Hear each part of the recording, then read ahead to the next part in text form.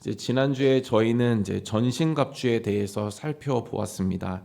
그런데 이제 이것이 가능하려면 이제 기도해야 된다라고 이제 에베소서 그 6장 전신갑주를 기록하고 있는 말씀은 이제 그렇게 마무리를 합니다. 그래서 6장 18절에 뭐라고 되어 있냐면 모든 기도와 간구를 하되 항상 성령 안에서 기도하고 이제 이 일을 위하여 이제 깨어 구하기를 항상 힘쓰며 여러 성도를 위하여 이제 구하라. 그래서 여기서 이 일을 위하여가 앞에 나온 이제 전신갑주입니다. 그래서 전신갑주를 위해서 그것을 입기 위해서 항상 힘쓰라. 그리고 서로 전신갑주를 입을 수 있도록 서로를 위해서 기도해라라고 이렇게 마무리를 하고 있습니다. 그래서 기도를 해야지만 전신갑주를 입을 수가 있다라는 것이죠. 그리고 전신갑주를 입고 있으면 계속해서 기도하는 사람으로 어느 순간에도 기도하는 사람으로 살아갈 수가 있다라는 것입니다.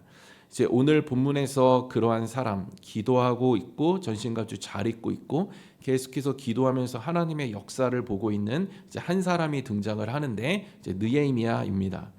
느헤미야는 이제 교포 3세입니다. 교포예요. 그래서 할아버지가 바벨론으로 잡혀간 세대 그리고 그 땅에서 태어난 아버지인 이 하가랴의 아들입니다.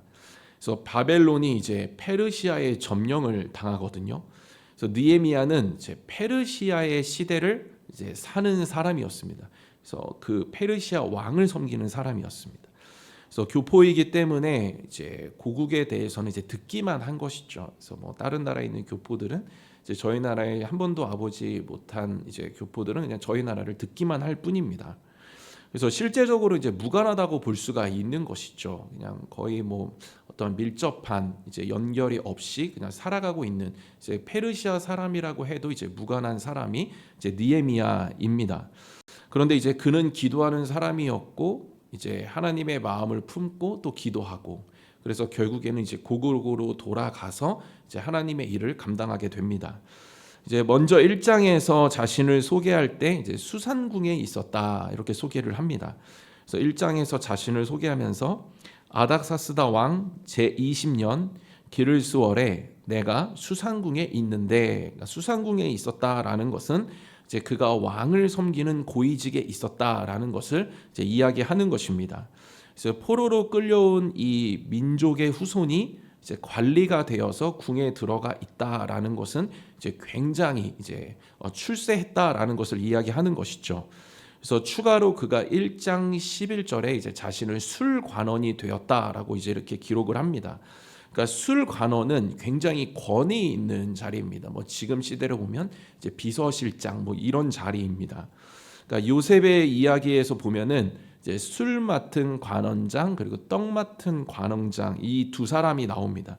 그래서 요셉이 감옥에 갇혀 있을 때 이제 두 사람을 만나게 되는데 이제 바로 왕이 이상한 꿈을 꿨을 때 이제 술 관원장이 왕 옆에서 요셉을 추천하죠.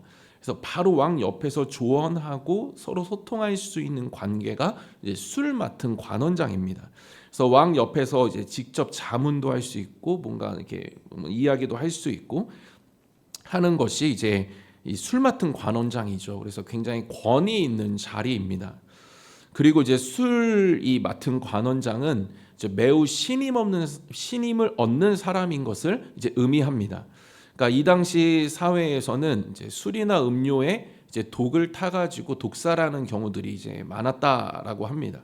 그래서 술 관원장은 왕의 식탁을 주관하는 사람입니다. 그래서 왕에 올라가는 음료나 술이나 물이나 이제 이런 것들을 관리하는 사람이기 때문에 이제 매우 신뢰가 있는 사람으로 이렇게 세워졌습니다.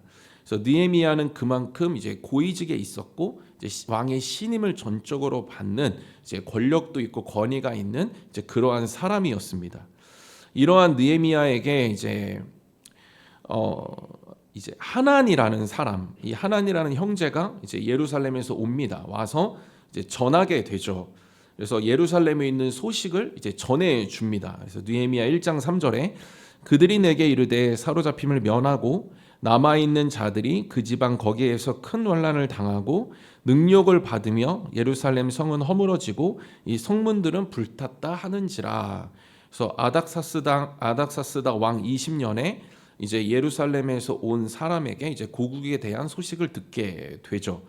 그런데 이제 고국에 대한 이야기를 들은 느헤미야는 이제 가만히 있을 수가 없는 것입니다. 그래서 그는 기도하게 됩니다. 그리고 금식도 합니다. 그런데 바로 응답이 있는 것이 아니라 이제 4개월이 지나서 그가 이제 응답을 받습니다. 그러니까 하나님께서 이제 왕의 마음을 주장하게 하셔서 느헤미야가 이제 근심에 있으니까 왜 얼굴이 이렇게 근심이 있냐? 우리 고국 때문에 그렇습니다. 그럼 고국에 돌아가서 너 할 일을 해라라고 하면서 이제 배려를 해서 이제 3차 포로 기한을 이제 왕이 이제 허락을 해주게 됩니다. 그래서 우리가 알 수 있는 것은 무엇이냐면 이제 기도하는 자에게 하나님 마음을 주신다라는 것이죠. 그리고 그 마음을 주시면 기도하는 자는 계속해서 그 마음을 가지고 또 기도하게 됩니다. 그러면 기도하게 되면 어떤 일들이 일어나냐면 하나님께서 그 상황을 이제 주관해 주시고 주장해 주신다라는 것이죠. 술관원이 되게 하시고 하나님께서 또 왕과 소통하게 하시고 또 그 왕의 마음을 움직여 주셔서 이제 포로 기한을 허락해 주시고 여러 상황들을 주장해 주시고 이제 움직여 주신다라는 것입니다. 하나님은 기도하는 자, 그래서 영적으로 하나님과 연결되어져 있는 자에게 그 마음을 부어 주시죠. 그래서 주신 마음을 기도하게 되면 기도하는 사람은 습관을 따라도 기도하게 돼 있고 하나님이 마음을 주시면 그 뜨거움은 기도할 수밖에 없게 우리를 만들어 줍니다. 그리고 그렇게 기도하면 하나님께서는 이제 상황을 주장해 주시는 것이죠. 사실 느헤미야는 이제 그 자리를 지키면서 이제 호의호식할 수 있었습니다. 그러니까 포로민이지만 지금 왕의 술 맡은 관원장으로서 좋은 집에서 좋은 음식 먹으면서 또 권력도 어느 정도 누리면서 남이 부러워하는 그런 삶을 그냥 누리면서 살 수가 있었습니다. 그러나 기도하는 사람은 안주할 수 없다라는 것을 알려주고 있죠. 하나님께서 그렇게 두시지 않기 때문입니다. 마음을 주시고 그 마음을 가지고 기도하면 하나님께서 상황을 주장하시고 그렇게 하나님의 놀라운 역사를 보게 하시기 때문에 기도하는 사람은 가만히 있을 수 없고 하나님의 마음을 가지고 계속해서 그 일들을 감당하면서 살아갈 수밖에 없습니다. 우리도 느헤미야처럼 이제 우리의 고국인 이 하나님의 나라를 지금 듣기만 합니다. 그래서 장차 들어갈 하나님의 나라, 저 고국이죠. 우리의 시민권은 우리 하늘에 있다라고 하지 않습니까? 그러면 우리는 이제 고국이 하나님 나라입니다. 그럼 지금은 듣기만 하는 것입니다. 그래서 말씀을 통해서 듣고 또 이제 뭐 예배를 드리면서 듣고 이제 느헤미야처럼 우리는 이 시대를 이 세상을 지금 교포로 살고 있는 것이죠. 그래서 듣기만 하는 것입니다. 그래서 저번에 예레미야에서 살펴보았듯이 우리는 이 바벨론과 같은 시대에 살고 있죠. 우리는 교포입니다. 우리의 고국은 이제 하나님의 나라이죠. 그런데 하나님의 나라는 장차 들어갈 하나님의 나라와 이제 이미 임한 하나님의 나라로 나뉘어지죠. 그래서 우리가 들어갈 하나님의 나라가 있고 그리고 지금 우리가 살고 있는 이 땅, 이 세상에도 하나님의 나라가 있습니다. 그래서 하나님의 나라는 통치 개념이죠. 그래서 우리가 정말 하나님의 나라, 이 땅에 이미 임한 하나님의 나라를 우리가 재건해야 한다라는 것이죠. 그래서 우리 가정과 직장과 교회, 그래서 하나님 보내신 곳이 분명하게 있습니다. 그러면 그곳에 하나님의 통치를 우리가 회복하는 일, 그 사람들이 하나님을 믿게 하고 그 공동체가 하나님을 예배하고 하나님을 모시는 일에 힘쓰고 하나님의 통치를 받고 인도함을 받는 그 일에 우리가 이제 파송받은 것이고 우리는 그 나라를 재건하기 위해서 애쓰고 또 힘써야 한다라는 것이죠. 그러니까 우리는 교포이고 저 들어갈 나라가 아니라 그 나라에 들어갈 자로서 이미 이 땅에 임한 하나님의 나라, 현실적이고 실제적으로 우리 가정과 또 일터와 교회, 우리가 보내심을 받은 그곳을 하나님의 나라로 계속 회복해야 한다라는 것입니다. 물론 우리는 느헤미야처럼 모든 걸 내려놓고 뭔가 이 하나님의 나라만을 위해서 이렇게 애쓸 수는 없습니다. 생계가 있고 또 가정이 있기 때문이죠. 해야 할 일을 하면서 그러면서 주어진 곳에 하나님의 그 나라가 회복될 수 있도록 재건될 수 있도록 우리는 계속해서 힘을 써야 하는 것입니다. 우리가 이 땅에서 하나님 의지하면서 하나님께서는 이제 많은 것들을 주시죠. 그 누려야 하고 또 노력하고 애쓰고 힘쓰고 해야 되지만 이제 그것만 하면 이제 너무나도 한쪽으로 쏠린 신앙생활이 될 수 있다라는 것이죠. 우리가 생각하고 또 신경 쓰고 힘을 써야 하는 곳이 어디인가 하면은 계속해서 이 땅 가운데 이미 임한 하나님의 나라입니다.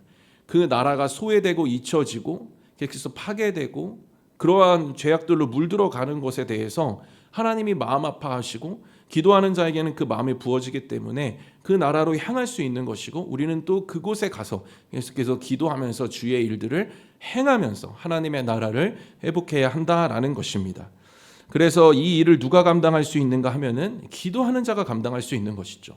기도하면 하나님 마음 주시고 그 연결되어 있기 때문이죠. 그래서 기도를 하지 않으면 하나님과의 연결성이 없습니다. 그래서 접촉점이 없는 것이죠. 느껴지지가 않는 것입니다. 그러면 영적으로 굉장히 이제 피곤해지고 쇠약해지겠죠. 그러나 기도하는 자는 하나님과 연결되어 있기 때문에 하나님께서 마음껏 그 비전과 꿈과 뭐 소망 이런 것들을 계속해서 부어주십니다. 근데 그것을 딱 느끼면 어떻게 그냥 가만히 있을 수 없는 것이죠. 뜨거움이 자리 잡고 막 그것이 가만히 있을 수 없기 때문에 느헤미야처럼 그 하나님의 마음을 느끼고 그 마음을 가지고 내가 무엇을 해야 될지를 하나님 앞에 온전히 아뢰면서 그렇게 기도하는 자리로 그것이 이어지게 된다라는 것이죠. 그래서 느헤미야가 어떻게 하냐면 이 하나님에게 예루살렘의 소식을 듣고 이렇게 고백합니다. 1장 4절에 내가 이 말을 듣고 앉아서 울고 수일 동안 슬퍼하며 하늘의 하나님 앞에 이 금식하며 기도하여, 그래서 마음이 너무 아픈 것이죠. 그래서 수일 동안 슬퍼하며 하나님 앞에 금식하며 기도하여 하나님의 마음을 받으니까 너무 이제 아픈 것입니다. 그래서 하나님의 마음을 같이 통하면서 그 마음을 가지고 또 하나님 내가 뭘 할 수 있을지 하나님 도와달라고 이제 기도를 하는 것이죠. 그래서 하나님은 기도하는 사람에게 그 연결 속에서 이제 마음을 주십니다. 어떤 대화를 통해서 뭐 사람과의 대화를 통해서 아니면 뭐 설에 만난 어떤 가족들의 대화를 통해서 뭐 세상의 여러 가지 어떤 소통 매체를 통해서 우리는 이제 하나님의 나라가 점점 잊혀져 가고 있고 쇠퇴해져 가고 있다라는 것을 우리는 듣게 되죠. 그러면 그것을 들으면 또 사람을 통해서 어떤 마음을 주시면 우리는 이제 그 마음을 가지고 이제 기도해야 하는 것입니다. 그러니까 기도하지 않으면 아무 일도 일어나지 않는 것이죠. 그냥 무의미하게 살아가는 것입니다. 아무 일도 일어나지 않고 보여지는 것도 없고 깨달음도 없고 그렇게 되면은 정말 신앙생활이 뭔가 풍성함에 이 예비되어져 있음에도 불구하고 그것을 누리지 못하고 살아가는 어떠한 그러한 정말 너무나도 비참한 신앙생활이 될 수가 있다라는 것이죠. 그래서 기도하면 나의 생계와 내 삶에 또 최선을 다하게 됩니다. 하나님의 영광을 위해서 최선을 다하게 되는 동시에 무엇이 있냐면 하나님의 나라가 그때서야 이제 갈망되어지고 소망되어지고 그 회복을 위해서 내가 무엇을 해야 될지를 계속해서 고민하게 된다라는 것이죠. 그래서 지금 시대는 이제 고민이 없는 시대입니다. 그래서 기다리는 거 너무 힘들어하고 조금만 이렇게 뭔가 뭐 엘리베이터 신호등 뭐 조금 기다리는 거 너무 힘들어합니다.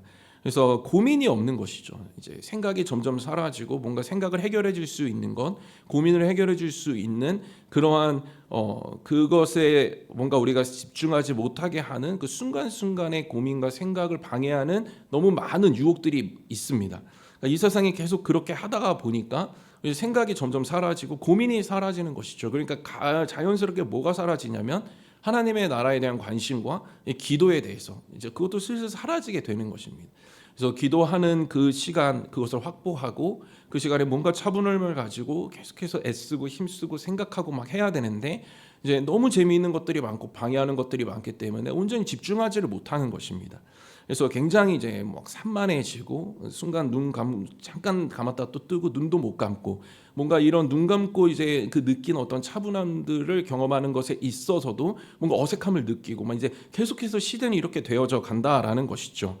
그러나 우리가 이러한 시대에 역행해야 되는 것이고 살아있음을 또 그것을 통해서 증명해야 되는 것이고 그럴 때 우리는 이제 기도하는 자리를 날마다 지켜서 기도해야 하는 것입니다. 그랬을 때 하나님 마음 부어지고 그 마음을 가지고 또 기도하게 되어지고 그 기도를 통해서 정말 하나님께서 내 삶에 놀랍게 역사하시는 것들을 우리가 보고 하나님의 그 나라 안에서 함께 동역하며 지어져가는 그 속에서 하나님의 일하심을 또 다 같이 보며 그러한 축복을 받게 된다라는 것입니다. 느헤미야는 이제 3차 포로민들을 데리고 예루살렘으로 가게 되죠. 근데 기한 때마다 이제 그 성격이 다릅니다. 그래서 1차 때는 스룹바벨을 중심으로 이제 기한이 이루어지죠. 그리고 이제 성전을 재건합니다. 그때는 성전. 그리고 2차 때는 에스라를 중심으로 돌아가게 되는데 그때는 이제 그냥 신앙생활. 그래서 이제 뭐 내면의 성전을 재건하는 일을 이제 힘쓰게 됩니다. 그리고 이제 성벽을 이제 재건해야 되는데 성벽은 누가 하냐면 느헤미야가 지금 이제 하게 되는 것입니다. 그래서 3차 포로민들을 데리고 가서 이제 성벽을 재건하는 것이죠. 근데 고대 사회에서는 이제 강력한 무기들이 아직 발달을 하지 않았기 때문에 이 성벽으로 이제 방어를 했어야 했습니다. 그래서 성벽은 이제 곧 안전을 의미한 것이죠. 그래서 성벽을 재건해야 했습니다. 그래서 이제 재건을 하죠. 그런데 이제 위기가 다가옵니다.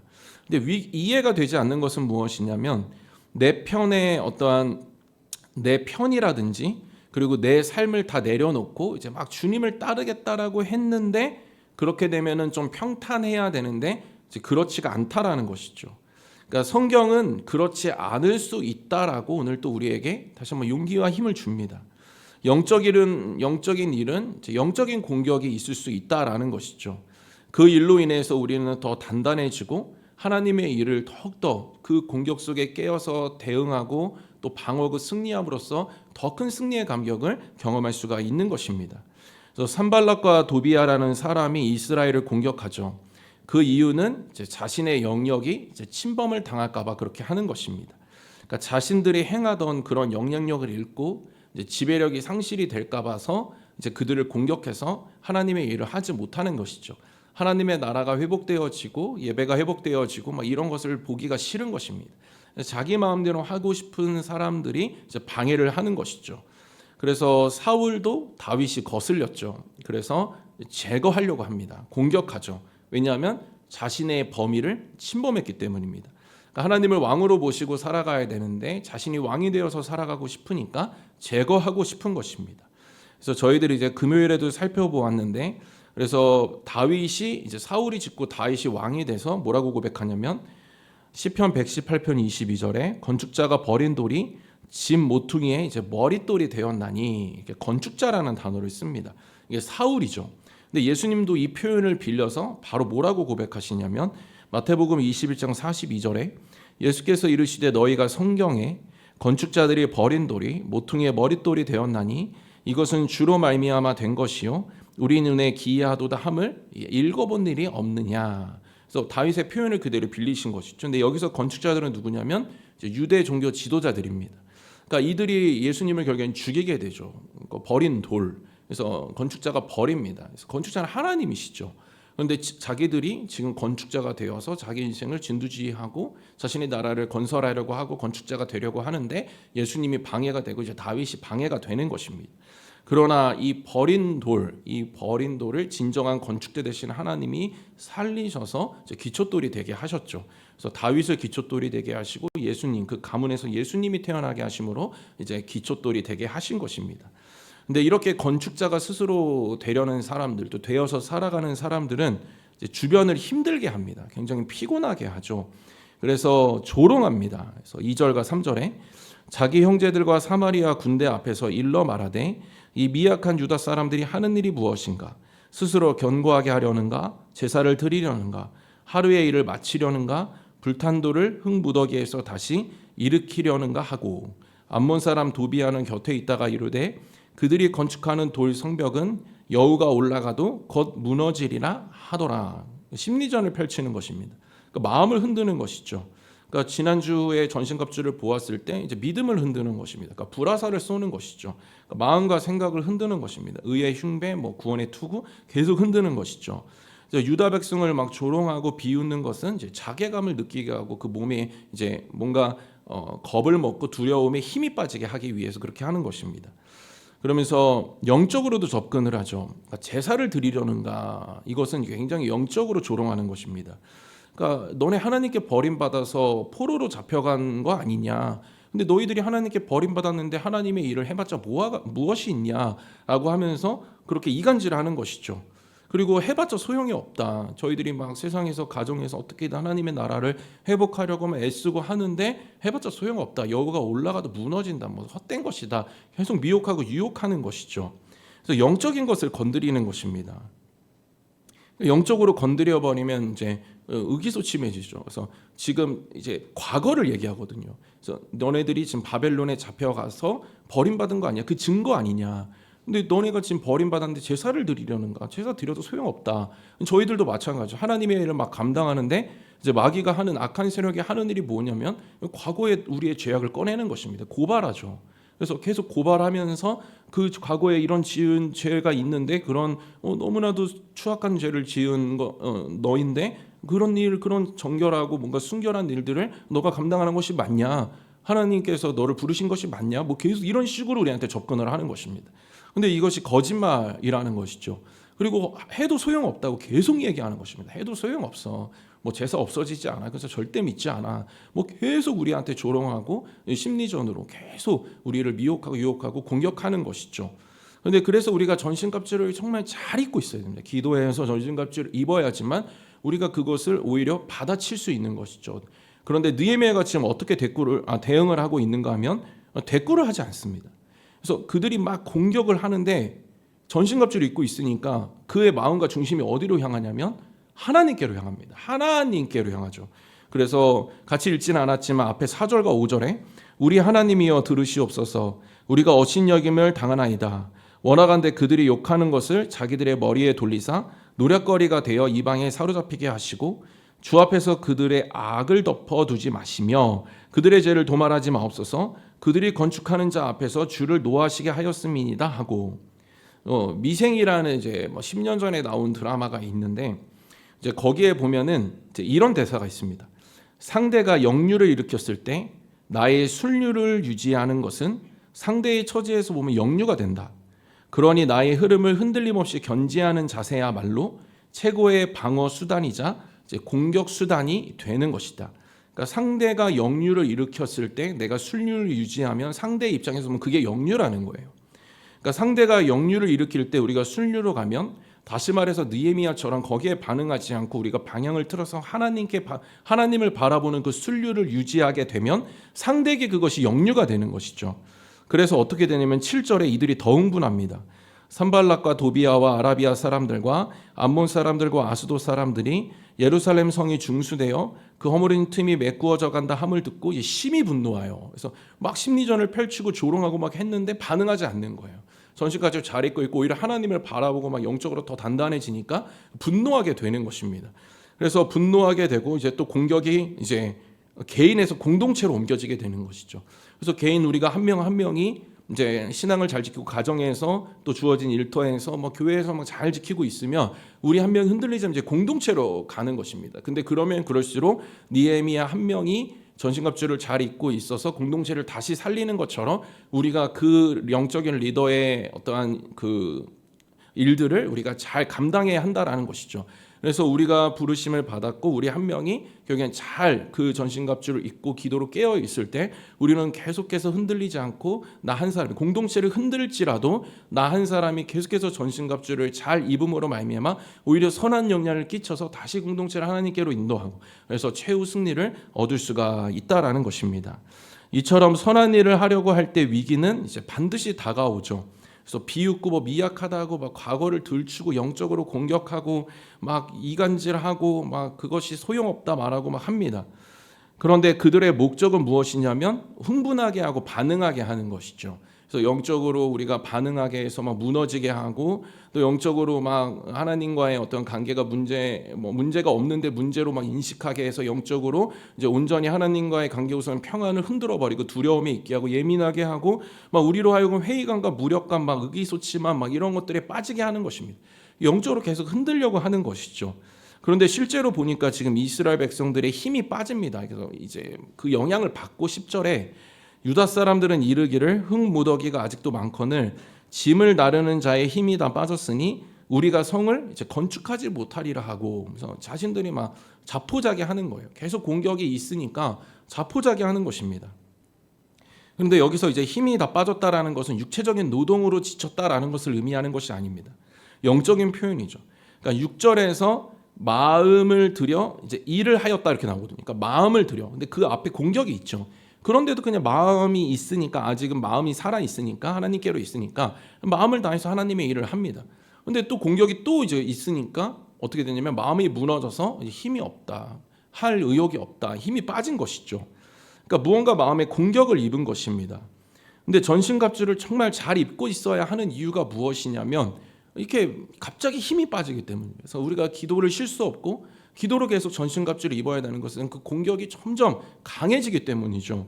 그런데 보니까 공격이 더 강해지는 거예요. 12절에 그 원수들의 근처에 거주하는 유다 사람들도 그 각처에서 와서 10번이나 우리에게 말하기를 너희가 우리에게로 와야 하리라 하기로. 그러니까 뭐 하기 시작하냐면 주변 사람들이 떠들기 시작하는 것입니다. 이제 와서 뭐 하냐면 필요 없다, 소용없다, 빨리 타협하고 빨리 행복하고 돌아와라, 그냥 우리랑 다 같이 살자, 타협하는 사람들 얘기하는 거죠.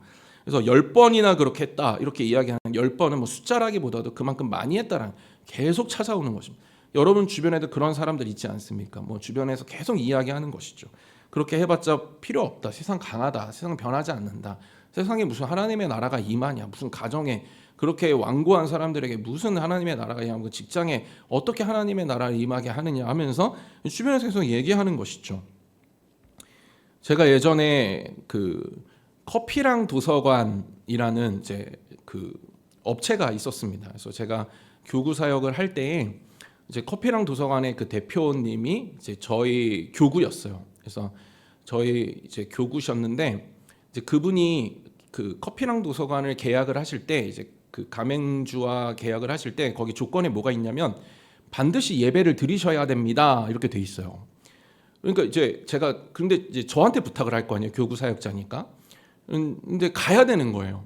그래서 제가 막 지방도 가고 어디도 가고 하면서 그때 한참 늘어났거든요. 그래서 제가 가는데 어떤 분은 처음에 기독교인인데 불교 신자 남편하고 결혼을 해서 불교 신자가 된 거예요.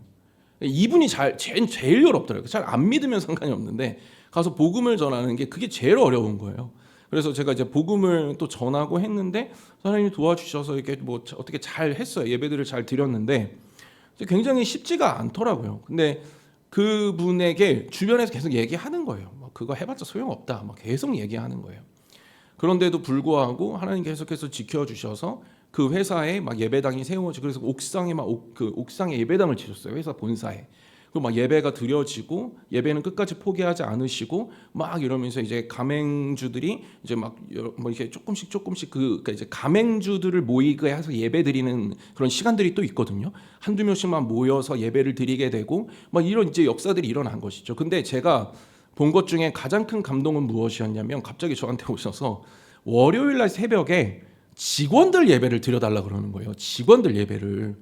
근데 직원들이 한 10분 정도 계셨는데 그 중에 절반이 불교 신자예요.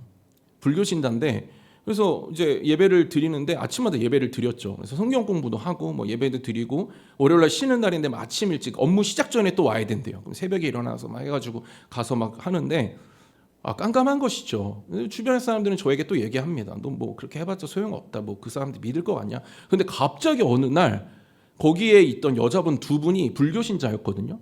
근데 그 두 분이 오셨어요. 교회에 갑자기, 제가 우린 교회 거기 로비에서 안내를 이렇게 서고 있는데 그 두 분이 갑자기 오셨어요. 제가 너무 놀란 거죠. 불교 신자가 교회에 왔어요. 그래서 막 걸어오는 거예요. 그래서 제가 아니 어떻게 오셨어요? 막 제가 오히려 막 놀래가지고 아니 어떻게 오셨어요? 왜 오셨어요? 막 이렇게 된 거죠. 근데 오셨어요. 오셔서 예배 드리고 그다음 몇 주가 지나서 등록하고, 그 두 분은 지금도 잘 다니고 계세요. 그 대표님하고 잘 다니고 계세요. 그런 일들이 막 일어나는 것이죠. 그래서 우리가 전신갑주를 잘 입고 있어야 돼요. 제가 그 직원들 모임하는데 어떤 남자분이 저한테 대놓고 얘기했어요. 저는 이런 거 하고 싶지 않습니다. 막 이러면서 막 막 약간 이렇게 막 격양돼서 왜 이렇게 격양이 될까요? 그러니까 꼭 이렇게 복음이 전해지고 그냥 전 이런 거 하기 싫습니다 이렇게 좋게 얘기하면 되는데, 길에서 전도지 주면 너무 이렇게 순간 울그락불그락해지잖아요. 사람들이 막 거절할 때 그냥 아닙니다 하고 가면 되는데 막 화를 내잖아요. 거기서도 막 저한테 막 그런 식으로 표현할 때 얼마나 제가 흔들렸겠습니까? 그런데 계속해서 기도하는 것이고, 하나님 전신같이 입혀주시고 다시 소망을 보게 하시고 마음 주시고 다시 기도하게 되고, 기도하면 하나님 또 일하시고 막 그런 놀라운 역사들이 이제 일어나게 된 것입니다. 그런데 바로 일어나지 않을 수 있어요. 바로 일어나지 않습니다. 지금 보면은 성전의 이 성벽의 완공이 6장에서 완성이 되죠. 수많은 일들이 또 4장, 5장에 막 일어납니다. 근데 4장에서도 지금 보면은 문제 발생하고 4절에 기도하죠. 그런데 심각해지죠. 그들이 더 강해집니다. 근데 7절에 심히 분노하고 8절에 막 요란하게 하자 하고 막 결의하죠. 그래서 9절에 우리가 함께 기도하자 막 해가지고 기도하죠. 근데 기도하는데 또 계속해서 공격하죠. 그러니까 어떻게 되냐면 계속해서 마음에 힘이 빠지게 되고 이제 막 흔들리게 되는 것입니다.